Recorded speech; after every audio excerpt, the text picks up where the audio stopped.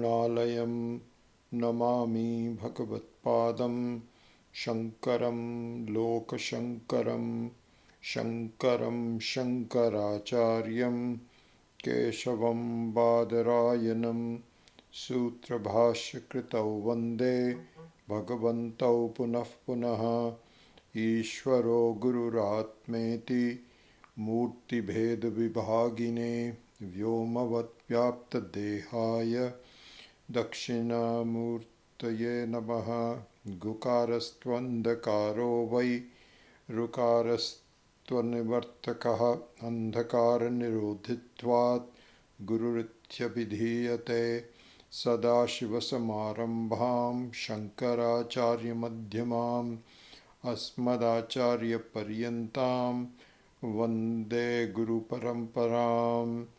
ॐ सहना भवतु सहनौ भुनक्तु सह वीर्यङ्करवावहै तेजस्विनावधीतमस्तु मा विद्विषावहै। ॐ शान्ति शान्ति शान्तिः।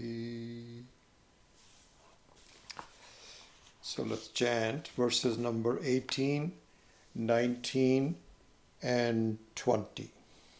18 from last week, and we will hopefully try to do 2 more today, 19 and 20. Excuse me. Number 18.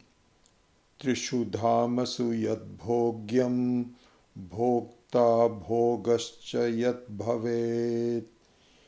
Trishu dhamasu yad bhogyam bhokta bhogascha yad bhavet. Tebhyo vilakshanas sakshi chinmatroham sadashivaha.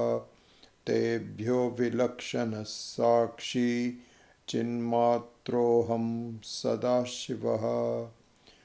Number 19. Mayi eva sakalam jatam Mayi sarvam pratishthitam.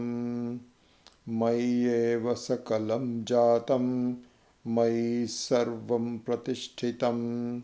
Mayi sarvam layam yati tad brahmadvayam aham. Tad brahmadvayam asmyamaham. Mayi sarvam layam yati tad brahmadvayam asmyaham. I think best to break the sandhi down. So, Mai sarvam layam yati tad brahma advayam asmi aham. Mai sarvam layam yati tad brahma advayam asmi advayam aham asmi aham asmi aham. Then number 20. Anoraniyanaham tadvanmahanaham vishvam vichitram. Anoaniyanaham tadvanmahanaham vishvamaham vichitram. Puratanoham purushoham nisho hiranmayoham shivarupamasmi. Puratanoham purushoham isho hiranmayoham shivarupamasmi. I have a feeling that the pronunciation is slightly different in these ones. I'm not quite sure what that is. Let me try it. Ano aniyanahameva tadvan mahanaham vishvamaham vichitram. Yeah, that flows better. Anoraniyanaham tadvan mahanaham vishvamaham vichitram. Puratanoham purushoham ishaha hiranmayoham shivarupamasmi. Puratanoham purushoham ishaha hiranmayoham shivarupamasmi. Anyway, so in the last week what we saw was that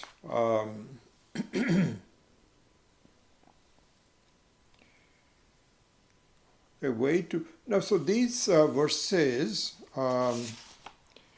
So let's see, there are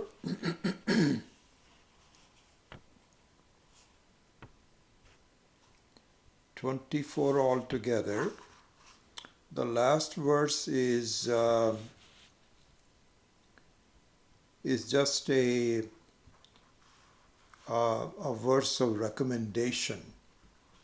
So there's 23 verses altogether, and so we have 19, 20, 21, 22, and 23. Right? So we have 5 verses, and we'll try to do 2 today, and so that would leave us with 3 more. So we have 3 more classes after this, and so with 3 more verses we'll do half a class or 1 class on revision. And so we are in good shape. I think we should be able to complete 1 complete Upanishad, which is really something wonderful. I'm very happy that we have had classes on all the verses of the Upanishad. Plus you also have the text to revise with Swami Viditatmananda's commentary on your own later on. So this gives you a very solid foundation of looking at one of the Upanishads. So what I wanted to say was that in the last few verses, starting even now, even from last week, these are verses for meditation. So what I would recommend is, we may not have time to do the meditation in our classes, but what I would recommend is that you take each one of these verses and do a meditation on it, and just spend some time just bringing up. It's kind of like, conducted meditation. You do it yourself. So you read the verse, and if possible, look at the meaning of the verse that you have already done. And then just think about it with your eyes closed and meditate upon it. So these are really meditation verses, nididhyasanam, which is the way these things are structured. You first have shravanam, then you have mananam, then you have nididhyasanam. So towards the end of this Upanishadic text, these verses are nididhyasanam verses. This is the way I think best to look it up. Because some of the concepts that we are doing, it's not that the first time they are being brought up. We have been doing it from the very beginning. Exactly the same thing, by the way, in Bhagavad Gita. Remarkable book, Bhagavad Gita. It's just, anyway, I have some plans about that. I will tell you perhaps later on when we come up with a new plan after July 9th. But the Bhagavad Gita does the same thing, where it's not as though you have suddenly some new topic that is presented, but it's a very beautiful flow where the basic facts are introduced in the 2nd chapter, and then the continuity of those concepts are kept up, and it is revised, augmented, clarified, explained throughout. And so there is a certain flow to it, which is very, very beautiful if one has to really see how the concepts are given in the Bhagavad Gita. And the same thing is true here also. So, let me see if I can give an example of that.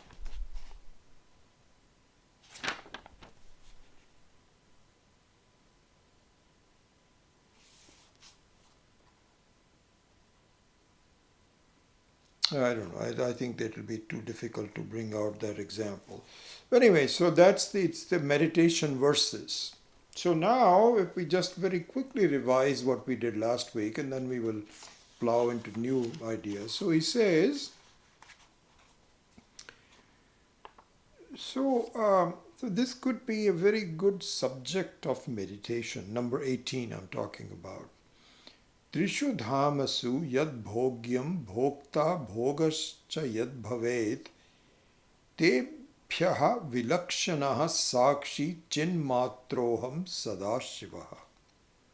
So this is what we did last week. So what it says is, please see a fundamental difference between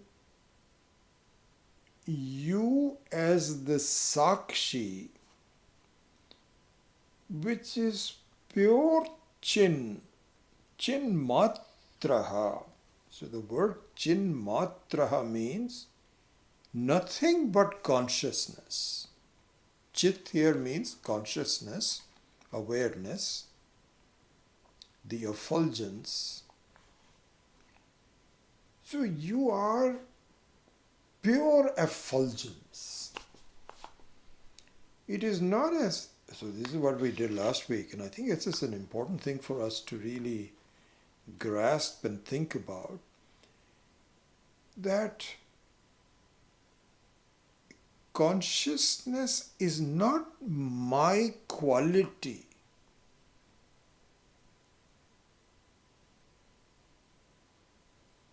It really is. I think once you meditate on this, you will really see a very significant understanding of the truth of the things.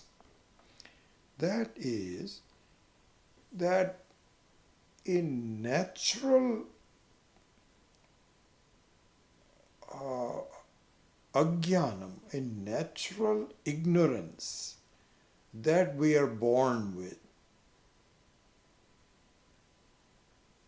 And so this natural ignorance that we are born with is something which I haven't had a time to challenge.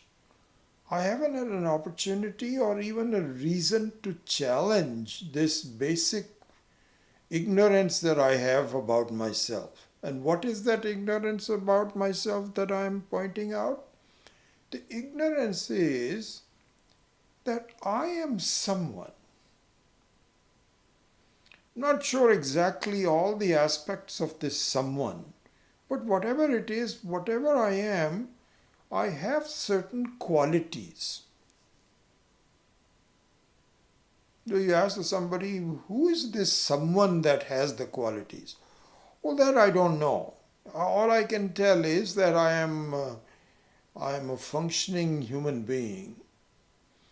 And in this functioning human being, which is me, which has been codified as me, because my mom and dad have given me a name. And then I'm called by somebody, I'm recognized as that person. That me has certain qualities. And so one of the qualities is that I have hands, I have legs, and I have eyes, and I have a body, and all those things are my qualities. Okay? All right? Okay, what else? You write it down. Well, then I also have breathing, pranaha, etc. Okay, we won't go into the details of it, but you have all these qualities. And I have the quality of being aware. I'm aware. Are you sure? Yes. Yeah. And this awareness, when did it start? Well, I think it started when I was born. Okay, just like your body started when you were born, your awareness also started when you were born. I was born. Okay. And then I have my feelings of peace and disturbance, happiness and unhappiness. These are all my qualities. This is who I am. This is I'm fully describing it. This is how we start. And so this is an interesting verse from that perspective. I'm glad that we are revisiting it. So he says that, do you want to know the truth about yourself? So yes. We want to know the truth because we want help to see how I can be happier. That's basically what it is. Okay. All right. By knowing the truth about yourself, you will rearrange your conclusions, your experiences in such a way that you'll be happier. Okay? So that's the premise. Now the question is, what is the truth about myself? Okay. Are you ready to, are you listening to me? Yes, yes. You know, this consciousness that you feel is your quality, that's not true. What? Then what do you mean? How is it not true? Okay, are you all ears listening? Yes, yes, I'm listening. Tell me. Consciousness is you. It is not your quality. And you are nothing but consciousness. You are anything which is seen to be an experience. So if I can tell you this is interesting. You see, because fundamentally there are two things involved. So one is an entity and the other one is the qualities of that entity. So for example, in very simplified terms, you take a flower and then the rose flower, you can say this is a rose. Yeah, I can see this is a rose. And this rose has certain qualities. The qualities are that it has an aroma and a certain color, certain longevity, and accompanied by thorns and so on and so forth. This is what a rose is. And so now it has many qualities. Color is a quality. How long it blooms is a quality. How it fades is a quality. How the aroma changes as it fades is a quality. So there's always two things. There is an entity and there's a quality. We know that. We should know that. So now the question is you. You think that there are certain things that are qualities.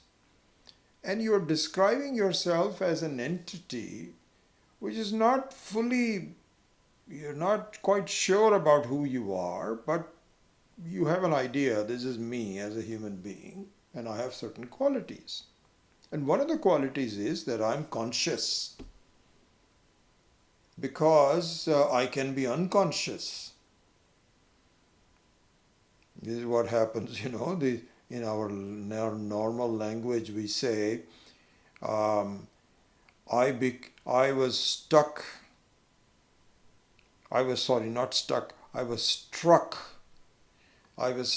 by something and I lost my consciousness. And when I regained my consciousness, I found that I had met an accident and there was blood all over my face. But this is not a normal, but this is a predictable response to an accident. So there you say that I became unconscious, means that my consciousness left me. So this simply confirms the fact that consciousness is a quality. I am someone else. So I was told that if you really want to know the truth about yourself, this is just the opposite of what you are. You are not the body, mind complex that has consciousness as a quality. Then what? Chinmatroham sadashivaha. You are nothing but consciousness. Nothing but consciousness? How is that possible? That's right. This is what we have to see. This is what you need to see. You are nothing but consciousness. You tell me that, okay, let me continue on and then we will summarize. You're nothing but consciousness, but you have some apparent qualities. So we put this rather carefully. You have apparent qualities. You don't even have qualities, really speaking. But at least from the standpoint of your manifestation in this human form, you have some apparent qualities. And what are those apparent qualities? The shape of your body. Okay, what else? Your thoughts. So this is Thula Sharira, then there is Sukshma Sharira, ignorance, etc. Then we can bring in all the rest of the teaching that we have gone through. These are your apparent qualities. So you have it completely reversed. You are nothing but consciousness. Jinmatroham sadashivaha. Sadashivaha means one who has no problems, who is devoid of any issues, one who is complete, very much like deep sleep. Sadashivaha. Jinmatroham. You are nothing but consciousness. Without any form, without any modifications, without any change. And the closest thing we can think of that you are is space. This is part of the issues that we have is, I don't want to be like space. What? How can my end objective of life is to be like space? That doesn't sound even appealing to me. Not initially, but if you look at the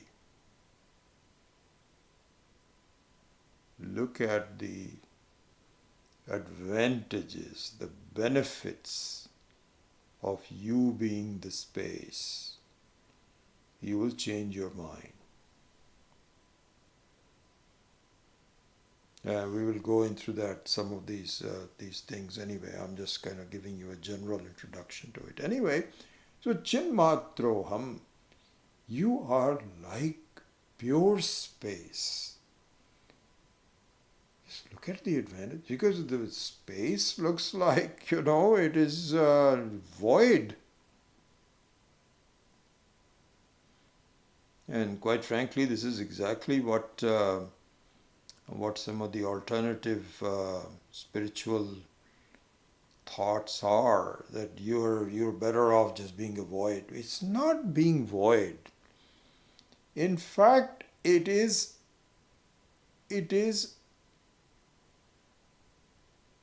include, when you say Purnaha, Purnamidam Purnamadaf, Purna means complete. So the completeness of the space needs to be understood. It is just the opposite of emptiness. The space, without really looking at it, looks like it is empty. In fact, it is complete.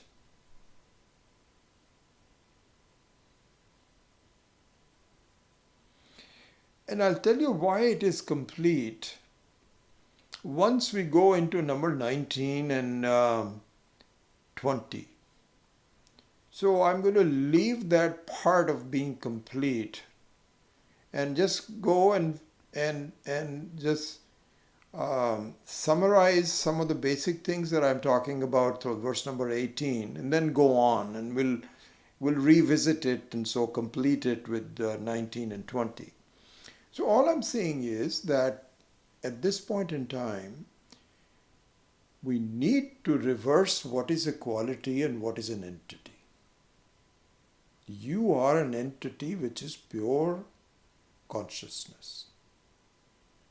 Pure consciousness means that it is different from anything which is reflected. Here Swami Maheshananji's explanation of this was just very revealing to me. What he said was that even though you may have a lot going on in a mirror, a lot going on.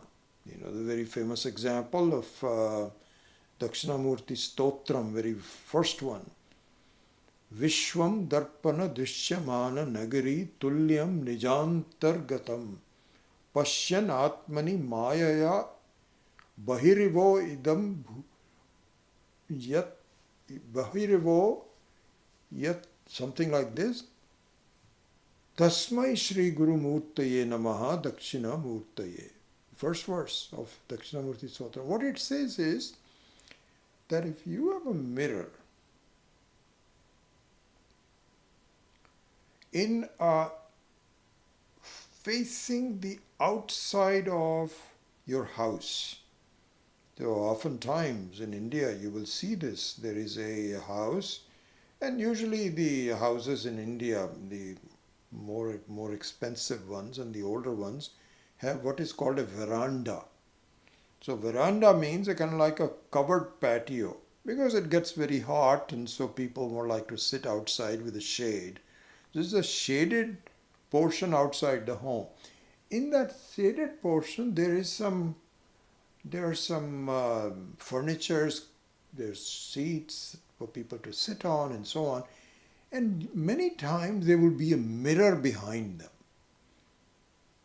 Pure mirror.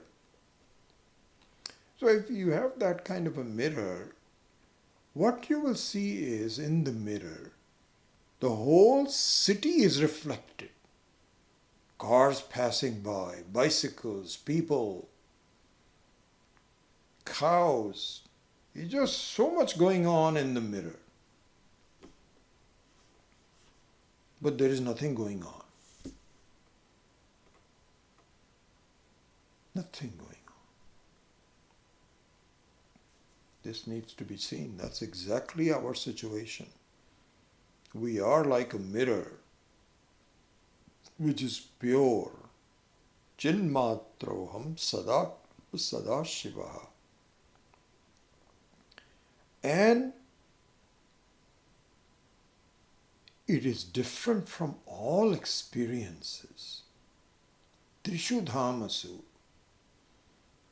So Trishu Dhamasu means in the 3 stages of experiences, which is, you can look at it in 2 different ways: past, present, future, or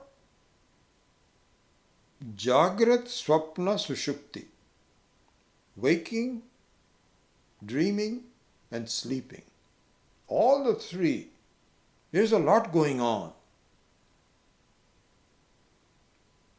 But there is nothing going on. Tebhyaha vilakshanaha. You are separate from all of that completely. This should be seen as your experience. It should be examined. And so the wisdom consists of understanding experience.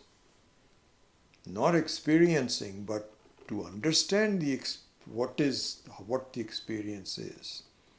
The wisdom consists in understanding that the sun doesn't rise. The wisdom consists in understanding that it's not a snake, it's a rope. The wisdom consists in understanding that in a desert area, the shimmering is not water, it is just the sand shimmering. There is no wetness anywhere. It looks like a river. No. This is the thing. So similarly here also, the wisdom consists of seeing that I am the Chinmatra, which is completely separate from Tebhyaha Vilakshanaha. Just like a mirror is unaffected, even though it has all these things going on. This is the understanding. So there you find that you and I are pure consciousness as our entity with a lot of perceived qualities that are superimposed upon it. So this superimposition is talked about in more detail and more clarity in the next verse, which is number 19. So let's go into that. Okay, the number 19 verse says, Mai eva sakalam jatam, Mai sarvam pratishtitam, Mai sarvam layam yati, Tad Brahma advayam aham asmi. Asmi aham. Asmi aham. Let's look at the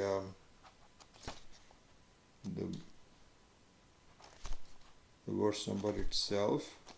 The words in the verse number itself. Let's look at that. Mai eva sakalam jatam. So let's look at each of the words. Mai means in me. In me. Eva, only in me, not anywhere else, only in me. Sakalam jatam. Sakalam means everything that is experienced by me. Everything. Sakalam. So here, kalam, kala sahavartate iti sakalam. The one which obtains, which exists with all the various forms.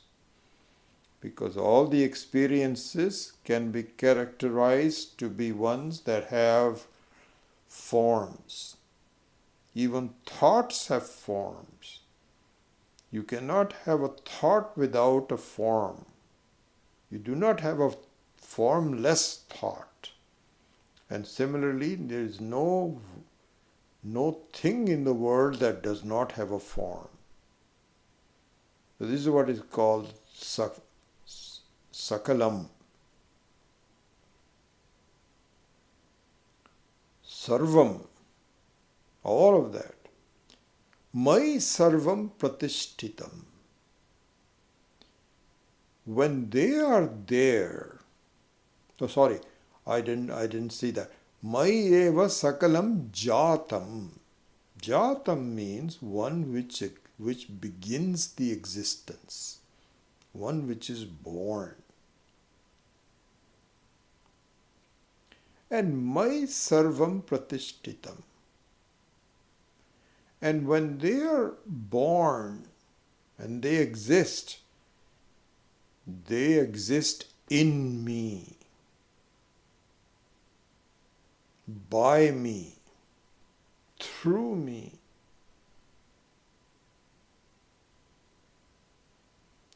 Mai sarvam pratishtitam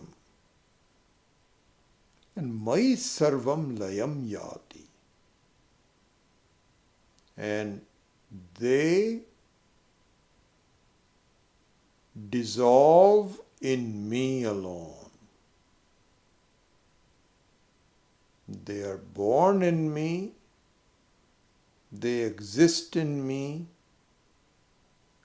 and they dissolve in me.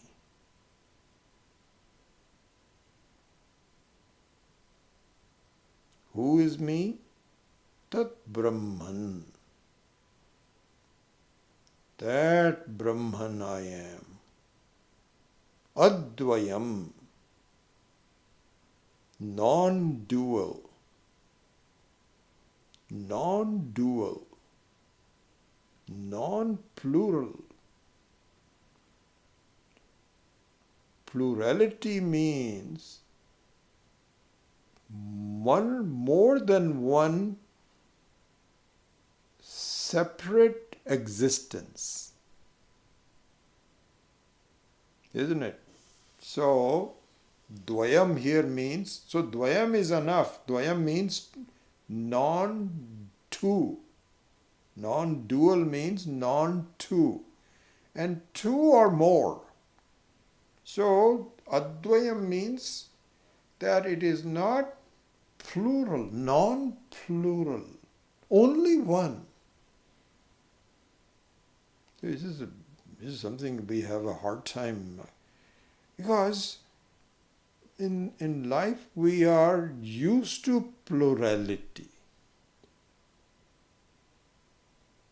Plurality. Everything is plural. There are many things going on. Experiences are plural, people are plural, situations are plural, everything is plural.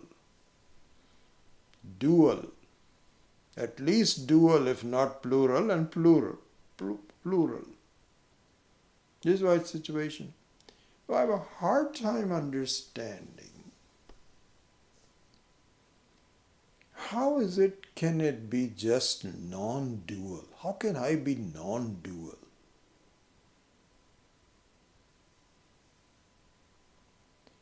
But this is the situation. This is what is being said, and this is what we have to see.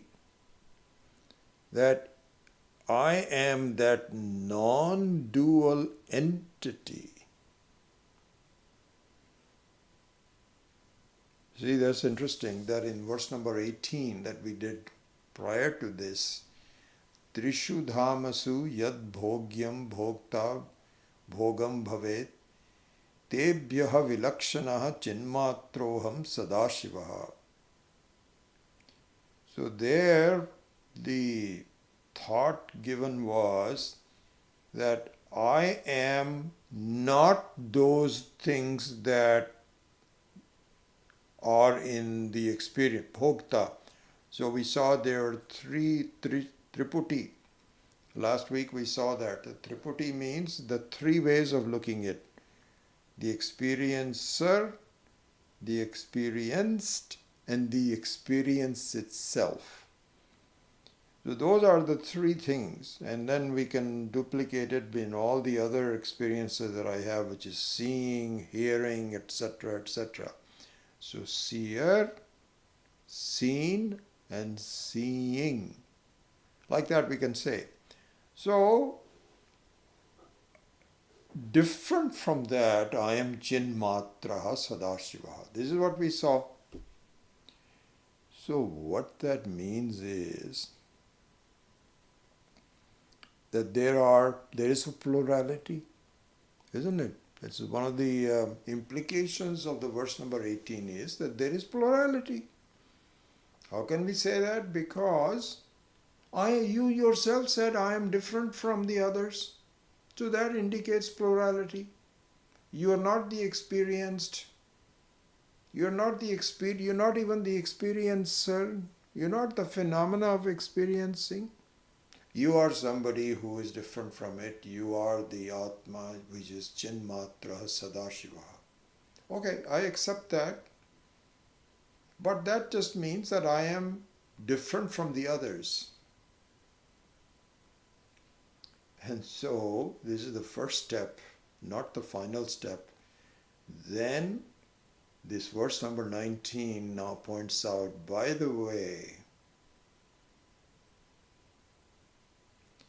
you know those things about what we said, you are not the experience, you're not the experiencer, the experienced, etc., and so on. You're different from that. I didn't literally mean it.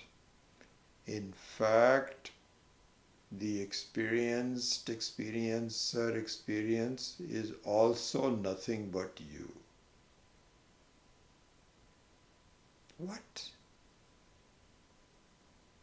Well, why didn't you say that to begin with? Because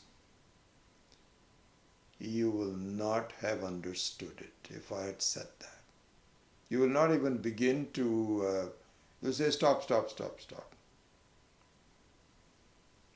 There's no question that is non-dual. It's all dual, it's all plural. So at least I have to start with a perceived plurality. Then I have to go to the next step, which you say the perceived plurality is non-plurality. What? How is that possible? Because the perceived plurality also is derived from you. You are the perceiver, the perceived, and the perception. They all come from you, they exist in you, and they dissolve in you. And so therefore, they have never been separate from you. They never will be separate from you. That is one of your aspects of your own existence. Very much like a dream. I tell you, this is, I think that earlier explanations about looking at dream as the example is very useful. I would highly recommend that you make it into a part and parcel of your life to begin to really think about what dream means to you. It should mean a lot. Not the particular dream itself, no, but the whole phenomena of the dream is very significant.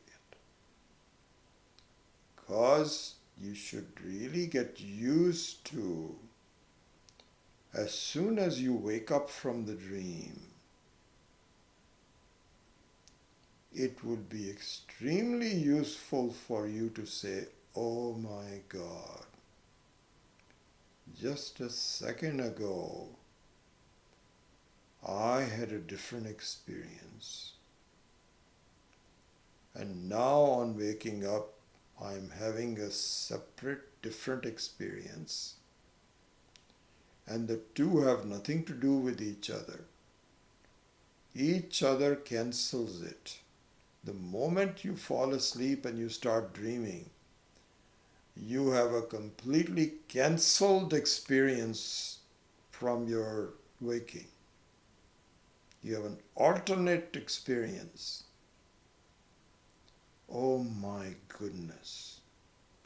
How I'm switching from one set of roles to another set of roles. All the time I am still there, but my experiences are completely different. Oh my goodness. the more you think about it, the better off you will be.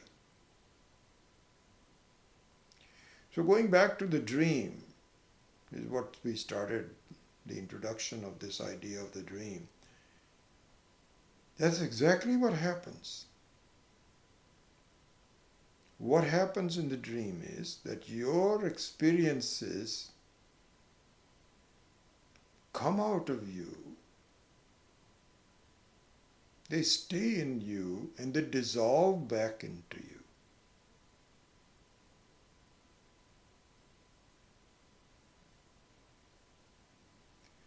And if you look at it, and you are honest with yourself, you are courageous, and you are determined. All those qualities you need to have. You need to have dedication to truth, dedication to finding out what's really going on, and a determination and a courage. All those kinds of qualities. If you have that, pretty soon you will see that even your waking state is like that. Like what? Your waking experiences all come out of you. Mayi eva sakalam jatam. And the waking state exists in you. It requires you to sustain itself. Which you? The same you that was pointed out in verse number 18.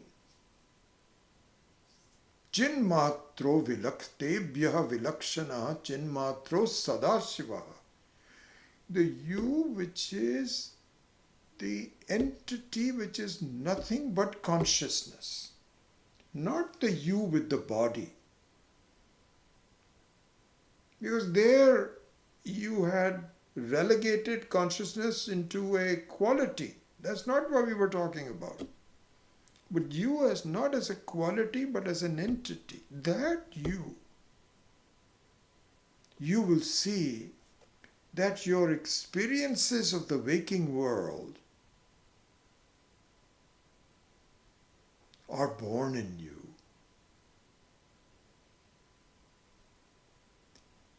And they are sustained by you. Sustained by you means, like in a dream, the whole dream is sustained by your consciousness. Without your consciousness, there is no dream.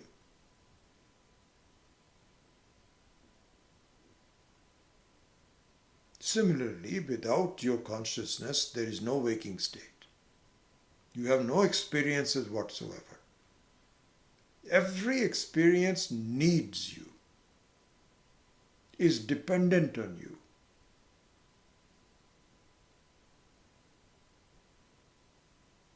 Involves you.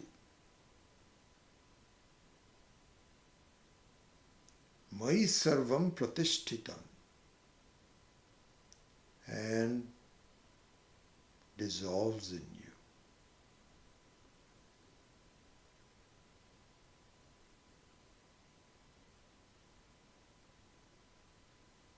Tad Brahma Advayam Asmi Aham.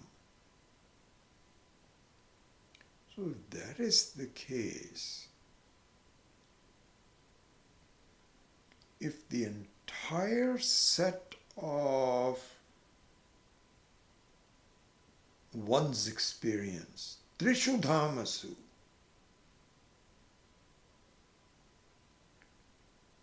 so the dream state, it is easy to see.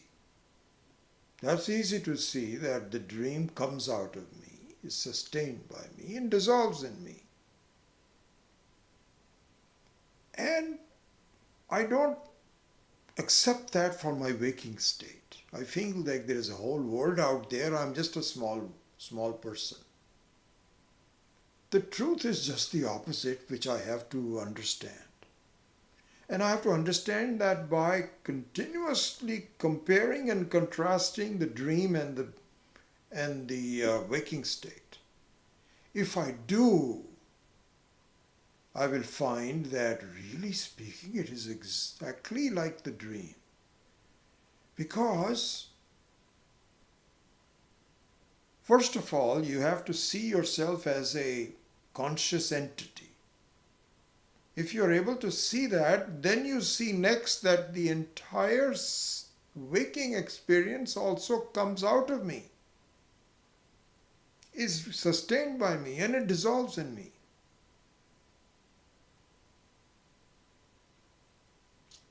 If that is the case,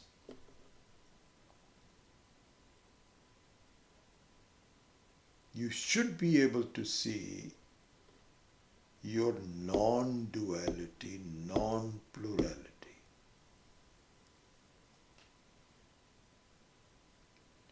You should be able to see that verse number 18 where tebhyaha vilakshanaha, you are different from it,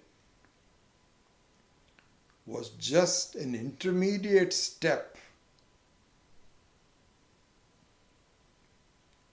for you to do this viveka between what is fixed and what is changing. Because if you don't do that viveka, then everything is changing. Isn't it? It's like a noisy ocean where everything is just changing. There's a big storm out there and there's so much surf and activity and so on. It looks like the whole ocean is moving. But if you really analyze it, you find that yes, there is a lot of movement, but it is all on a movement on something which fundamentally does not change, which is the very water itself. It doesn't change. It was stormy, doesn't matter, so let it be stormy. It is very, very harmful to a wave because the waves are getting swallowed by bigger waves. Its existence, it was enjoying a nice calm life, but now it is completely disturbed. But it doesn't make any difference to the water. So the first step is to distinguish, doing the viveka between what doesn't change and what changes.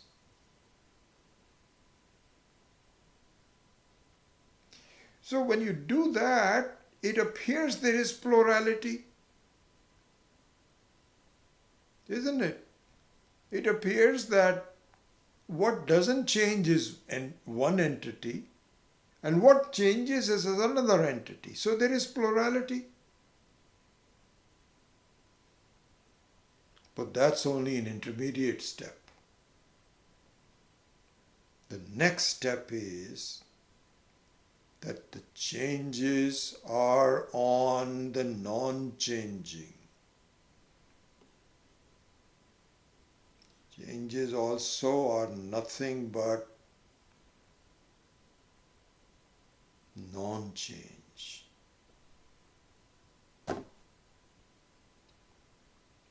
So in that sense, the water is non-dual. It's non-dual, non-plural. There may be millions of waves in the water, but that's not a competitor to the water. It's not an alternative to the water. The water is free to change and it is free not to change. So similarly is our situation. Chinmatra Sadashivaha, you, the very pure consciousness, the very awareness, is non-dual. It is not plural, it is not dual, it is non-dual.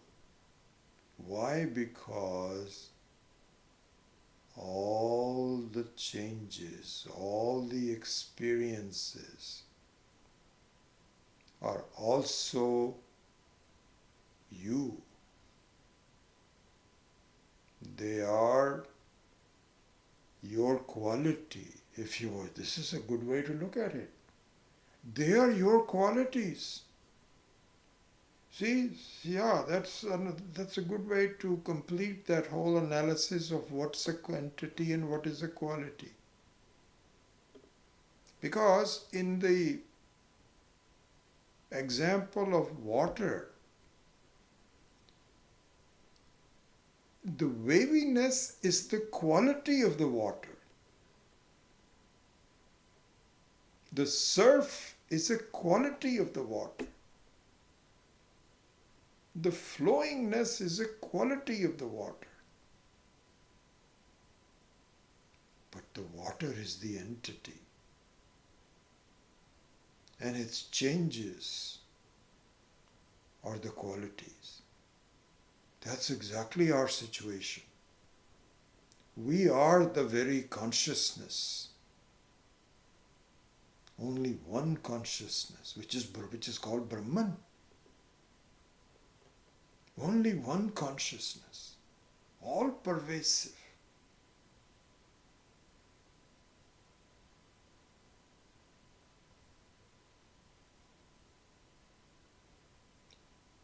So here Swami Viditatmanandaji has pointed this out very nicely with the words. If you look at this, if you look at this on page 186, if you don't have that in front of you, you can look it up later on. And on page 186, he says, Ishvara is both immanent and transcendent.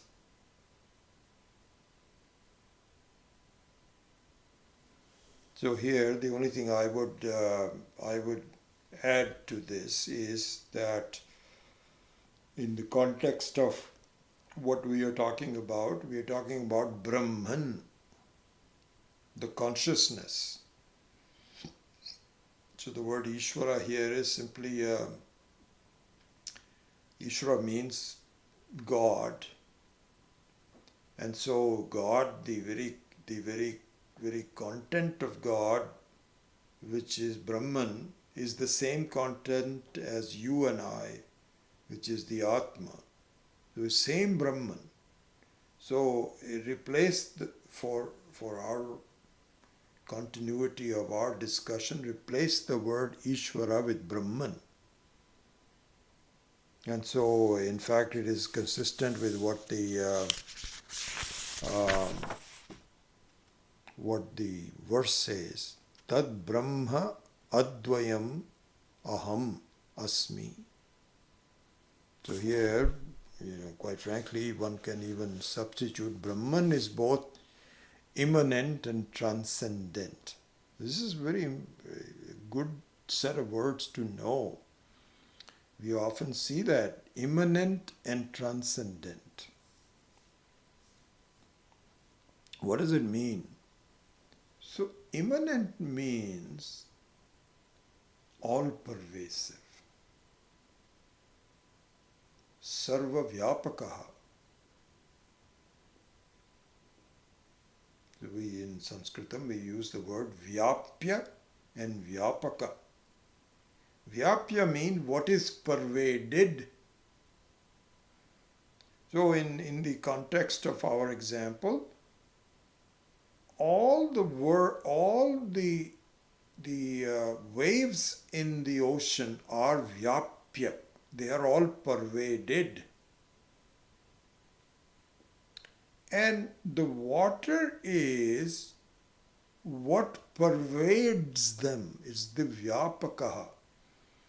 So just a Sanskrit words for it. Vyapya means one which is pervaded. And vyapaka means one that pervades. So here, Brahman is the one that pervades in everything. Consciousness is, we see, this is the thing.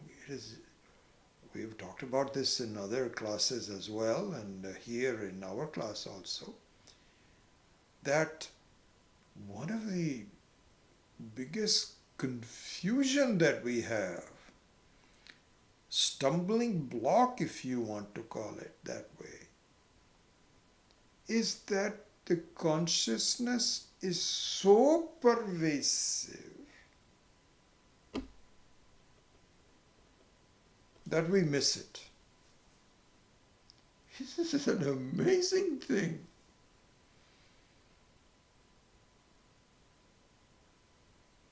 If you want to call it back again to Ishvara, God, supposing you want to substitute the word Ishvara with God as we understood it. The God is so pervasive that we miss it. Why do we miss it? Because we keep thinking we have our own ideas of what a God should look like. And I don't find that idea of what the God looks like anywhere. So therefore it's missing. I have a vague idea of what God should look like. And so, oftentimes this is what happens. You have a concept of God which is created by some artists. So if you look at Krishna, then the way the Krishna should look like, Vaktratunda. So the Krishna, the body of the Krishna is very interesting. This is the body of Rama and Krishna are very different. Rama is ramrod straight. He is a protector of dharma. Very straight person is Rama. And this is how it is protected. He has projected in the paintings. Rama. All ready to wear. He's got his armor, some arrows in a quiver, and he is holding his hands and he's very straight. This is Rama. This is the picture. And so this is the picture of God for Rama Bhaktas. And you look around to say, is there anybody looking like that? You say, nope, that's not Rama. No, never. You don't find Rama. Krishna, on the other hand, is very depicted very differently. So the Krishna has a flute in his hand, and his legs are crossed over, and his Vaktratunda, so his body also is not straight. It consists of 2 or 3 curves. Just like a person who is completely relaxed. He's not standing up for battle or anything. He's just... So Krishna stands for having fun. And Rama stands for having a certain discipline. So anyway, Krishna also we cannot find anywhere. So similarly, for example, the Christians have an idea of what Christ looks like. Hair, blue eyes, and a nice beard, and blessing people, or on a cross, and so on. So this is our idea of a God. And we find that that God is not anywhere.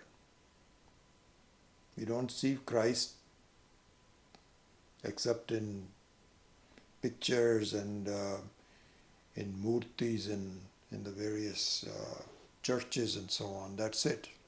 I don't find Christ anywhere. So we find there is no God. So there is a perceived coming of God sometime. This is our situation. So it is immanent. So Brahman is immanent. Immanent means all pervasive, everywhere. Consciousness is everywhere. You cannot have anything without consciousness. And yet at the same time it is transcendent.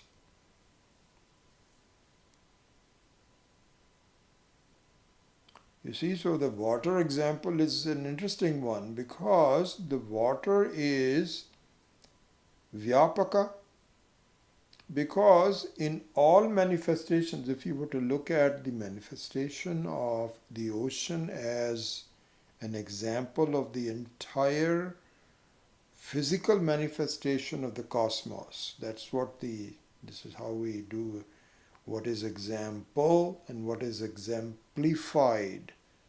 What is exemplified is the whole life, the whole creation, the whole cosmos. And the example is that of the water and the waves. In that example, the water is all-pervasive because it is a vyapaka. Anytime there is any kind of a form in the ocean, water must be there. You cannot have a form in the ocean without the water being there. So it is everywhere. And yet it is transcendent. Transcendent. And it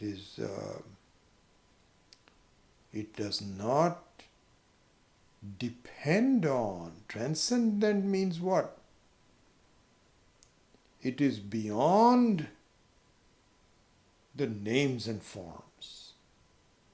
Even though it is immanent, but it transcends the names and forms. It is beyond that. Whenever I see beyond, the word beyond, my memory goes back to the fact that Swami Dayananda has told us that he once met a Swami whose name was Swami Beyondananda. I think he was a Westerner. I am not 100% certain. My memory doesn't serve me that well.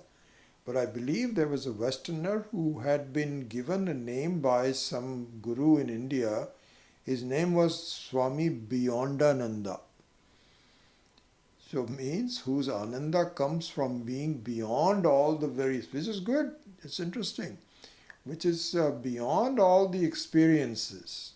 That is the source of his Ananda, not the experiences themselves. Swami Beyondananda. Imagine, say, hi, my name is Swami Beyondananda. I think people will start laughing. Nobody would listen to him. So anyway, so this is one of the things.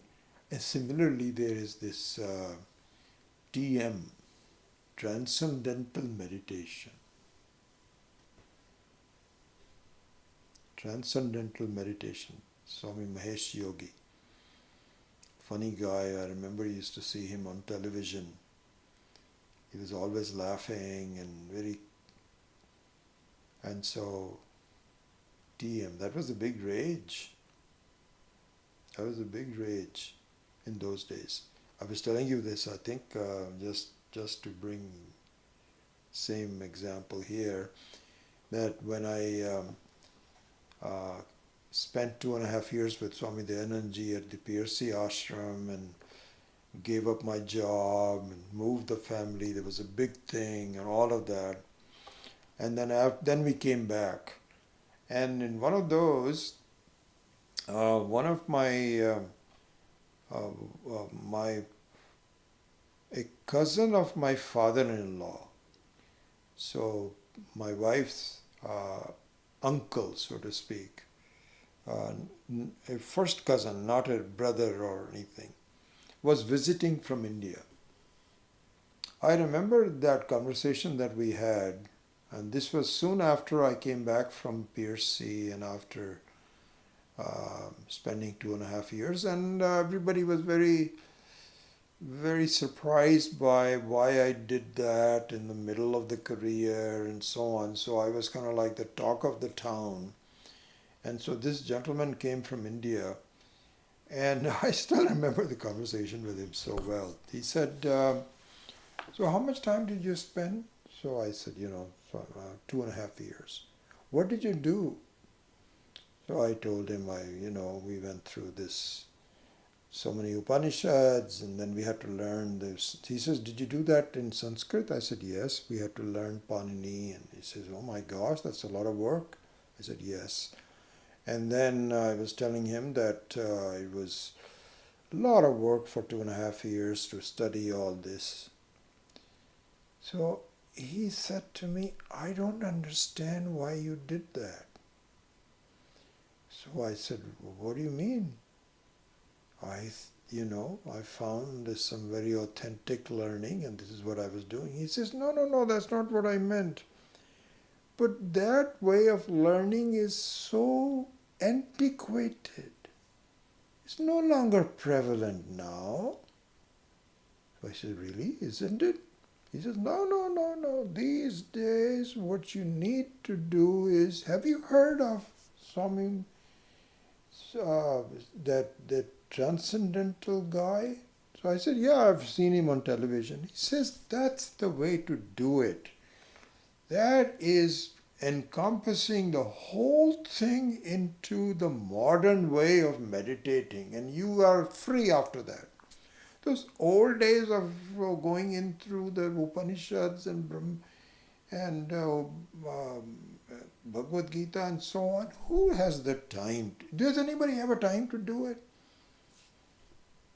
Nobody has the time. Just do transcendental meditation. He says that encapsulates the essence of it, and he has done a wonderful job. He is our modern guru. So it was interesting. He's an elderly man at that time compared to what my age was. And I had to be very polite to him. So I didn't say that you are full of what. But I just kept my cool. I said, oh, really? Well, maybe if I knew, I would have done it. So, but anyway, I'm a strange guy. Anyways, transcendent. So transcendent means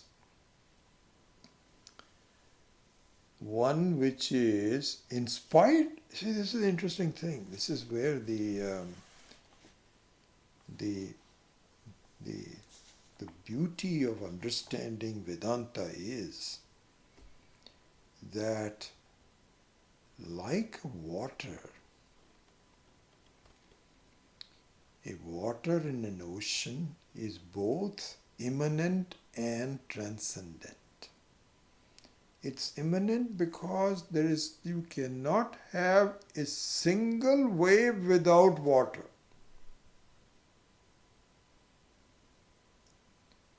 And yet, the water is not dependent on any of the waves.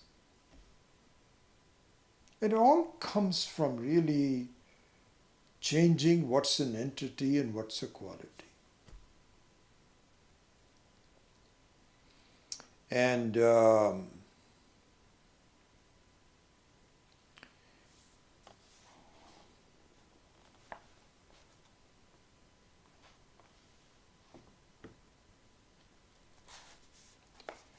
I think there's some more things to talk about this in there's a little bit more on this before we go to number 20. So I think I will become less um,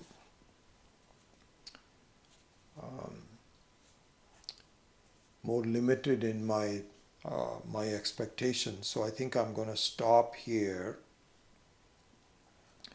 and we will take up the rest of the verse number 19 through this concept of parinami karanam and vivarta ukaranam, which I think many of you already know, but I wanted to make sure that it is covered as part of this fundamental course. And so Swamiji had given this on page number 187, and I will make a note to myself that from next week we will cover that part of it and then go on to number 20 next. So with that, I close the class today. Om Asato Ma Satgamaya Tamaso Ma Jyotirgamaya Mrityorma Amritam Gamaya. Om Purnamadav Purnamidam Purnat Purnamudachyate Purnasya Purnamadaya Purnamevavashishyate.